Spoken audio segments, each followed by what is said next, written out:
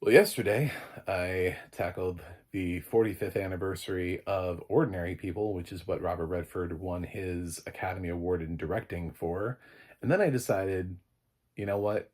There's more Redford out there in the world, and it's time to keep focusing on Robert Redford. So that's what I'm going to do. And this is the 50th anniversary of the Great Waldo Pepper. And fun fact, I've never seen it. So I'm John Stark from MacTheMovieGuy.com, your favorite blind film critic, and today I'm talking about The Great Waldo Pepper, which I found on Netflix without audio description, so I didn't have to pay for it. I just absorbed it as is. Just it came to me, and I enjoyed it.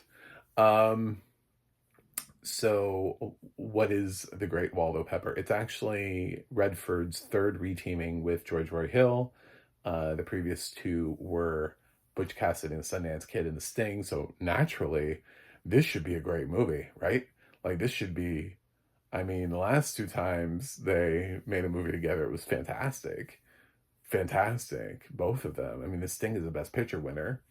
So, and I mean, Butch Cassidy and Sundance Kid is one of those films that should have been or could have been, and nobody would have blinked. Nobody would care. They'd be like, oh yes, exactly. Like I always, after an actor dies, you can always go to sort of like the list on Apple, the where they rank like the top 100, and it immediately populates with like a ton of titles from the actor who just passed. And the highest one right now is Butch Cassidy and Sundance Kid. It made it all the way to like number 4 the last time I looked at it, which is really good for an older title. So yeah, everybody's like, well, we have to buy or rent Butch Cassidy. No. So I would just love to watch that movie again with audio description. I need to find it with audio description before I re-review it. This one, I wasn't sure I was gonna, because it doesn't feel like it's Robert Redford's biggest title. And it was free and I didn't have to pay for it. So yeah, I just watched it on Netflix. So what is it? It's about barnstorming. What is barnstorming? Pilots in sort of like the 20s following the war, travel around from town to town, and they would perform tricks. They would take people up in the plane, whatever they could to make money. They had a plane, they could fly it, and planes were still sort of like a relatively new experience for people. So it was still very much a oh, look at that cool thing over there, air shows and stuff like that. And there were flying circuses that went around and took airplanes and did air shows and all that stuff. So Waldo Pepper is played by Robert Redford. This film also co-stars a young Susan Sarandon, and also Margo Kidder is in this. This is around her Superman era. So there you go. He plays a very cocky pilot who believes he can perform all of these amazing stunts, and he wants to make sure he gets work as a pilot. And there's this traveling stunt show that he gets a chance to maybe be a part of, and he meets women along the way and gets to charm them. I mean, he doesn't need to be a pilot to do that. He's just Robert Redford. So I feel like you could have naturally just written a movie with Robert Redford. It's like, what does he do for a living? I don't know. It's just, he's just charming women. Does he have a job? I'm not really sure what he did in Indecent Proposal. So I just think he's just got that smile on him where he just, hi, it's me. I'm here. So yeah, this film just rides a lot off of his charm. It's not his best performance, which is weird because I should be coming on here in like the era, the tribute of Robert Redford, and say this is his best performance. It's not. It's not his best performance. It's not his most iconic role. But it was nice to be able to sit through and watch this and say, now I just saw a new Robert Redford thing, and I might do this for a little while. You might see some more Redford content from me for a little while, because I did really like him as an actor, but no, I hadn't seen his entire body of work. So doing something like a top 10 Robert Redford roles of all time felt kind of like, well, I should probably see a few more of them.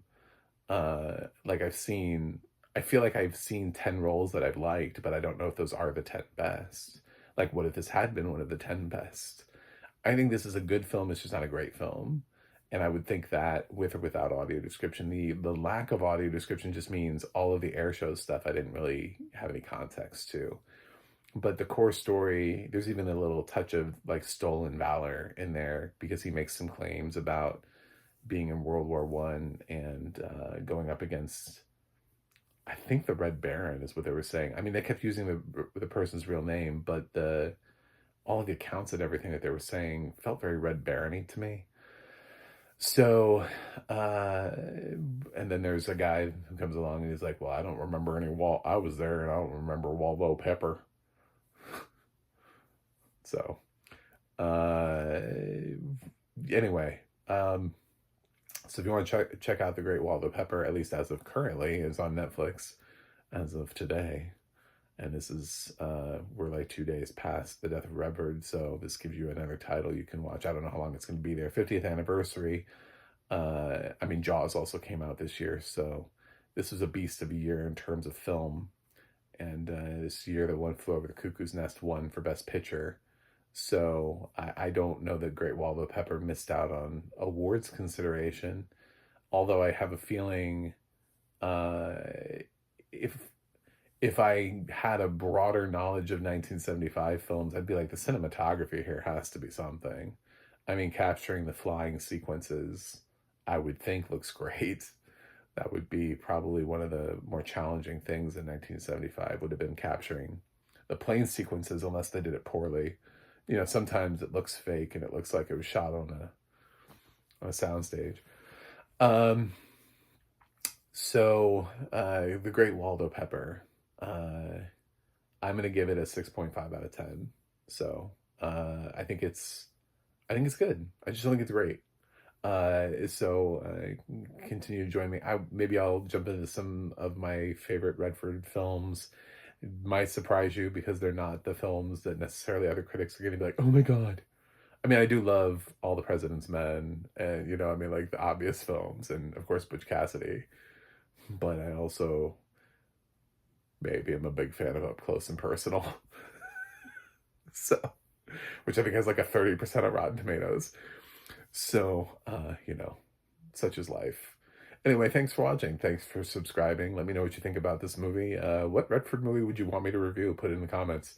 And I'll see you guys on the other side.